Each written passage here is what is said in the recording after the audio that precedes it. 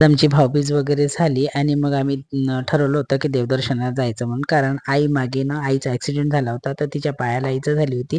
मग आम्ही तेव्हाच ठरवलं होतं की आईचे पाय वगैरे चांगले झाले तर आपण आईला दव्याला डव्हा मालेगाव इथे दर्शनाला नेऊ म्हणून. कारण आईचं ते कुळदैवत आहे. मग आम्ही सर्वांनी तसं ठरल्याप्रमाणे आम्ही सगळेजण निघालो. आम्ही भाड्याची गाडी वगैरे केली आणि माझी भाऊची ताई आणि मोठी ताई, माझा भाऊ, माझी वहिनी, माझ्या मुली, माझे मिस्टर, माझा मुलगा, आम्ही सगळेजण देवदर्शनासाठी निघालो. आम्ही खूप एन्जॉय केला रस्त्यामध्ये आणि मग तिथे पोचलो. पोचल्यानंतर आम्ही सर्वजण मग हार, फूल याच्या दुकानात गेलो.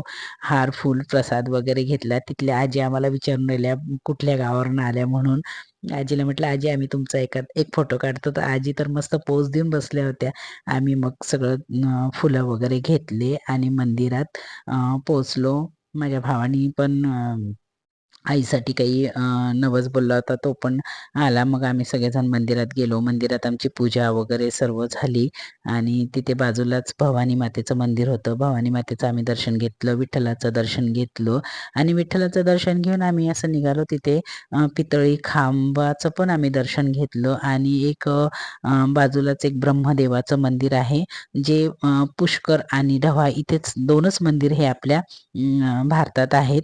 एक आहे पुष्करमध्ये आणि एक आहे ढव्याला. तर आम्ही तिथे महाराज त्याचं दर्शन घेतलं आणि हे बघा ही विहीर आहे. ह्या विहिरीवर पूर्ण मंदिराचं बांधकाम झालेलं आहे. जेव्हा बाबा जिवंत होते तेव्हाच त्यांनीच हे मंदिराची सुरुवात केली होती.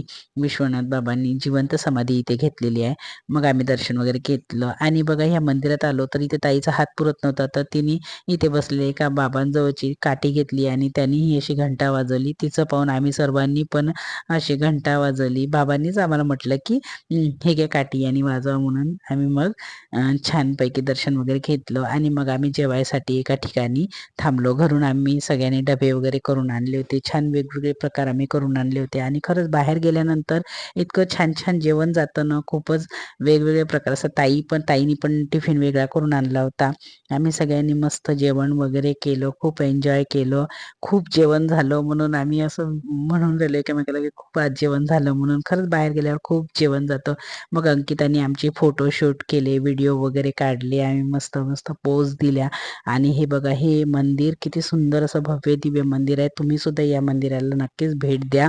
मालेगाव डव्हा इथे हे मंदिर आहे आणि ह्या मंदिराची एक आख्यायिका आहे की या मंदिरात जेव्हा रथसप्तमी असते ना, तेव्हा खूप मोठी यात्रा भरते आणि त्या यात्रेमध्ये हजारो ट्रॅक्टरनी इथे जेवण वाढतात. म्हणजे ते पाहण्यालायकच एक हे असतं.